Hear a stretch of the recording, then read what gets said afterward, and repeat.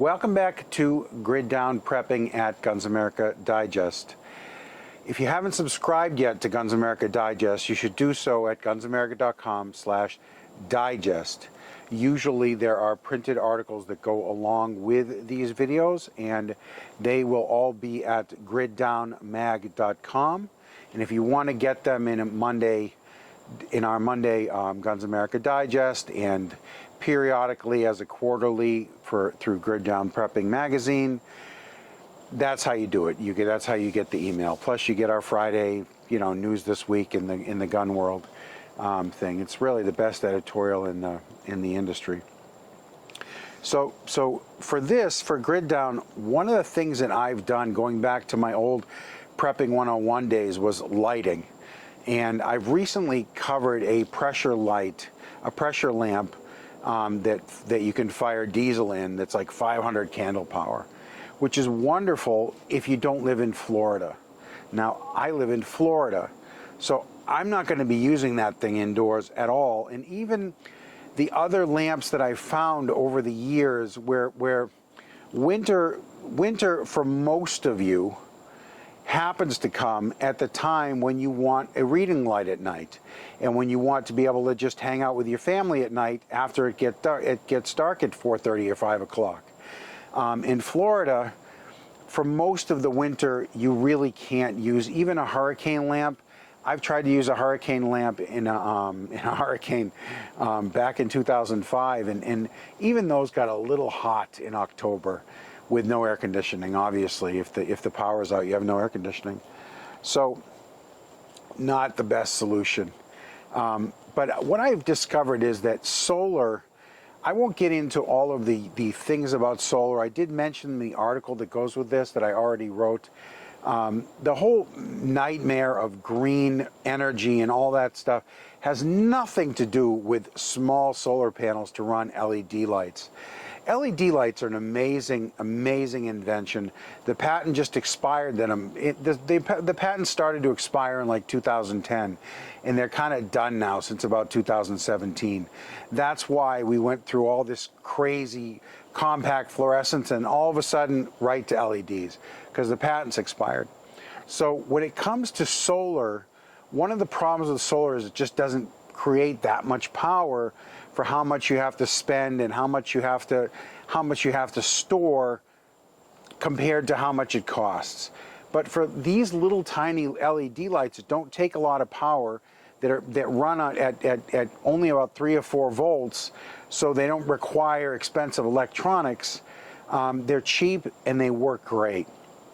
So for off-grid stuff, this is the kind of thing that you should be looking for. And this set is a set of these 2 lights. I'll show you a third one. And it comes with, now this is, you're going to laugh because it's going to start flashing. Watch this. It comes with this power pack, okay? And I'll give you a close-up of the power pack in the article.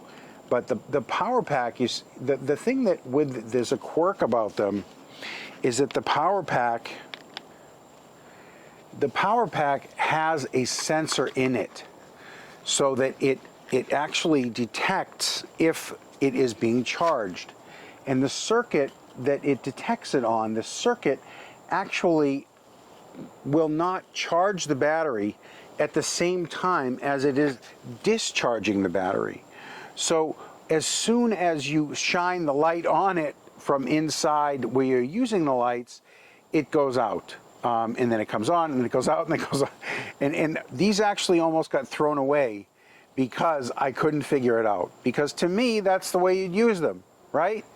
You're going to bring them inside as reading lights or whatever, or you're going to put them in the bathroom, so that you can get up and go to the bathroom at night, or the kids can go to the bathroom at night, and you're going to bring the solar panel with you. You're not going to unscrew them.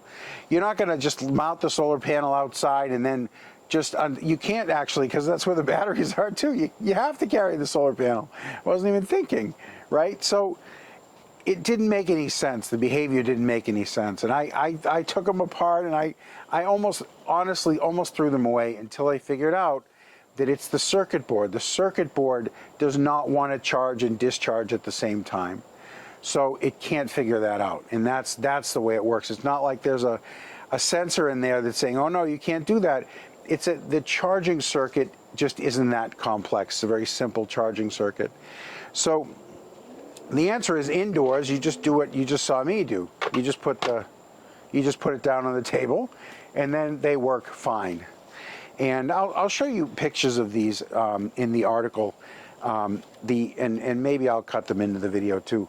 The remote actually it comes with a little tiny remote, and the remote it takes a 2032 battery, which it does come with one, and you can actually find those in bulk at Walmart. Carries like a sleeve of them. Costco, IKEA, they have a sleeve of these batteries that even some dollar stores I've seen. I don't know how much is in those batteries, but this isn't going to take much power for this little remote. The remote actually works really good. It does off and on, and you put it, you shine it at the individual lights. See, off and on. And the individual lights are what you're controlling, not both lights or not the power pack. The power pack's always on, which means it's really good for like it's actually a 12-volt power pack. So it's really great for those little ham radios and that kind of thing as well, as a backup, easily chargeable 12-volt power supply.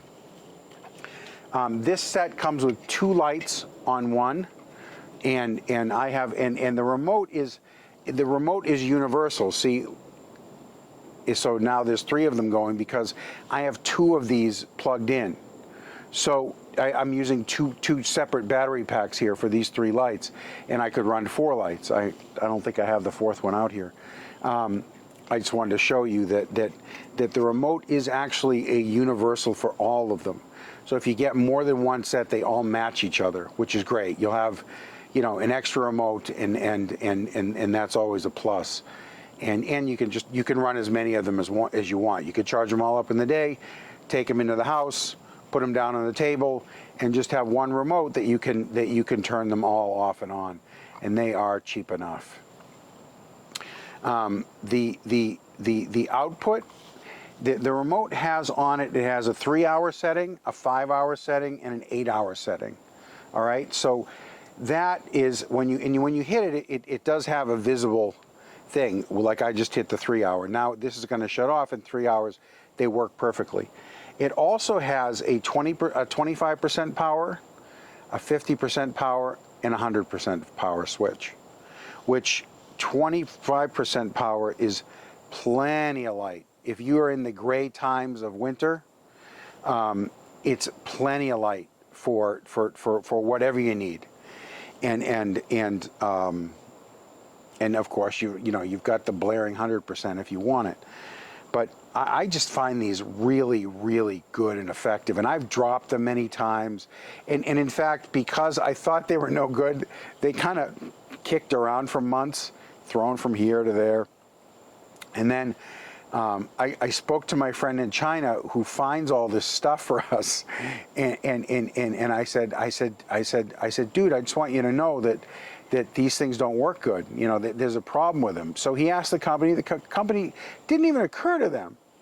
And I sent him a little video of me banging this thing on my chest, this unit here on my chest, and it was doing that. It was going off and going on.